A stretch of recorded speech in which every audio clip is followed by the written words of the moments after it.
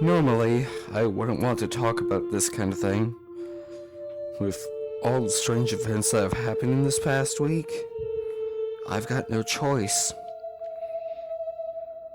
Mom had warned me never to go to the tracks at night. Strange things always happen to those who did. There was really nothing odd about them. Just unfortunate events happen to people who manage to stumble upon them. Some people have speculated that the tracks were a portal to hell, or that this was the train of death's line. Whatever it was, many were usually found dead by morning, while some having lost their minds to whatever they had seen. One night, I was heading home from work. The night was cool and crisp. The sound of my truck's tires the only thing keeping me awake. My mind was trying to shut my body down, but I just wouldn't let it. So, I chugged down a 5-hour energy to help out. Once it was in my system, I was a little more alert to my surroundings. My headlights were aimed right for the crossing sign. The air suddenly grew more cool, my truck shuddering to a stop. Great, just what I need, I coughed, stepping out. My truck managed to overheat on the tracks, leaking coolant from its tubes. Then, the truck died entirely, spluttering smoke from its engine. Couldn't really figure out what was wrong, scratching my head in astonishment. I grabbed my flashlight and found the culprit. The stick had punctured the radiator and sliced through the tubes that ran to the air conditioner. I pulled my phone out to call for help, but had no service. Finally, I decided I needed to push my truck off the tracks. But try as I might, it wouldn't budge. Finally, I just gave up. Nothing I could do to get the truck off the tracks. I was stranded. With a heavy sigh, I sat on my tailgate, wondering how on earth I was going to get home. The air got colder, a chill running up my spine. Something was watching in the distance. Heard a voice calling me, inhumane in tone. Follow me. Follow me. I have something to show you. I tried to ignore it. Something didn't feel right at all. Then it got louder. Follow me. Follow my voice. Get on the tracks. Walk to the switch. As if I was in a trance, I began to follow the voice.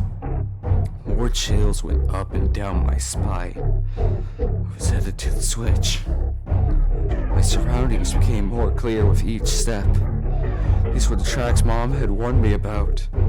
So the tracks people will lose their minds on. Worse yet, their lives. The voice got louder, coming from all directions. Throw the switch.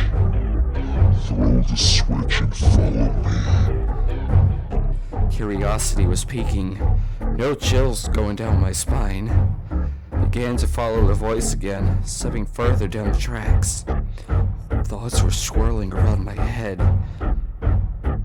A quick flash raced across the tracks, the world around me changing. Is this a plane parallel to ours, only to be rearranged? This now worried me. This wasn't good. Something was wrong. What is going on? I started seeing things. Disturbing things. Dead bodies moving towards me. Demonic laughter in the distance. My granddad's corpse laughing at me. I began to back up, my back hitting a tree. Everything was closing in for the kill. Another flash lit up the sky, everything disappearing in front of me.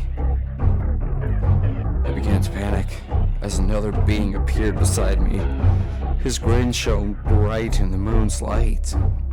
He held out his hand as he started to walk past me. It's a nice night for a walk. Would you mind if I joined you? He said, his smile growing wider with each word. Do what you're gonna do, I replied, I was scared out of my wits. I didn't dare take the thing's hand.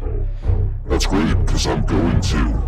Not to bother you, son, but what's a young man like you doing out by the tracks? You waiting on a train? He asked, his voice fluctuating between demonic and kind. Was he trying to put me on edge? Was he just being an ass? I couldn't tell. No, just witnessed something very sick and sadistic. Something I wouldn't want to see again. My own granddad back from the dead. Demons all around. Sure, you are used to those things, but I'm a young man like me isn't. My voice cracked. Fear taking hold. Easy with the tongue, son. Listen to me carefully. That may sound scary, but it's nothing compared to me. He leaned in closer and whispered in my ear. I'll make all your dreams haunted unless we make a deal. Fear was really beginning to take hold now. Am I seeing, hearing, and feeling these things? Am I going insane? Fame and fortune, all the power you can hold. I'll put you in control. He held out his hand, signaling that the deal was intended to be made. You know a good deal when you hear one, don't you, son?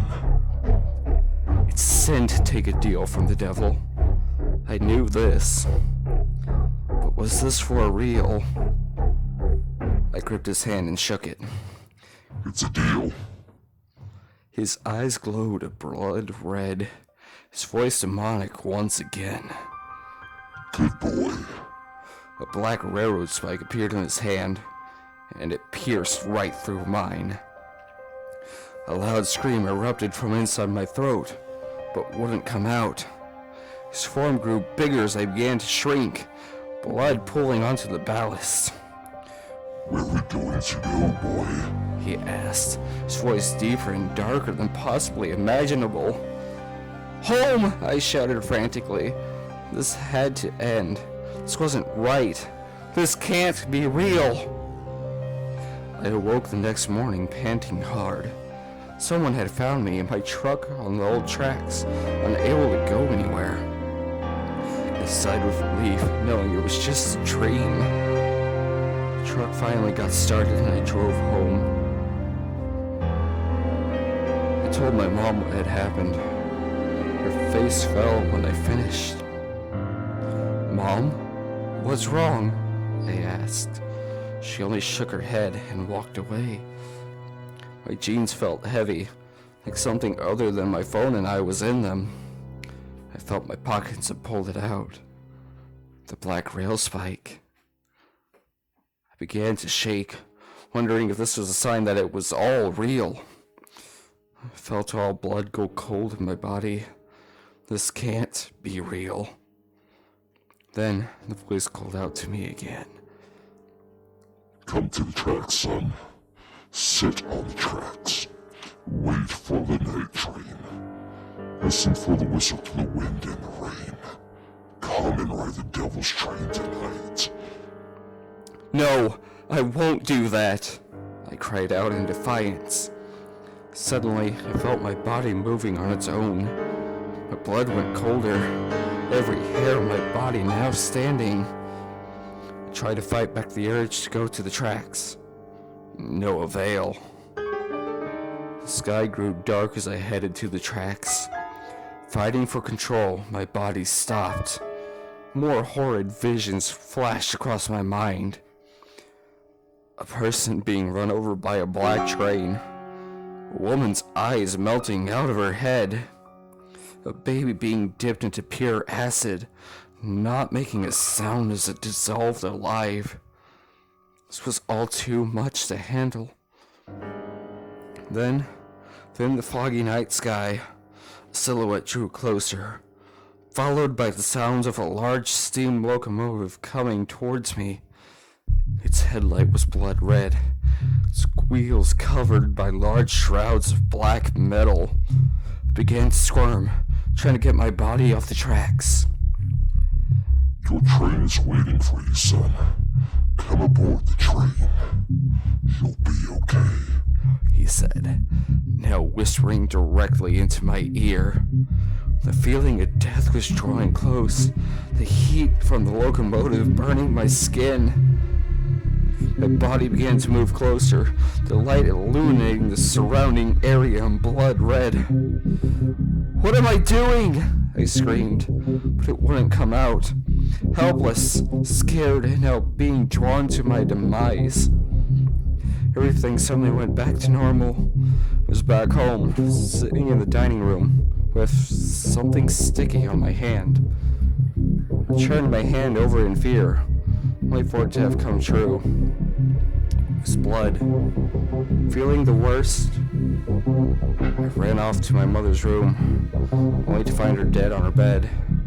Her eyes had been slashed out, her entrails pouring from her chest. I puked, only to realize that chunks of her were on me. Breathing became rapid, body shaking more. Welcome to hell, son. This is where you'll be for eternity, came his voice. You are now the conductor of my train.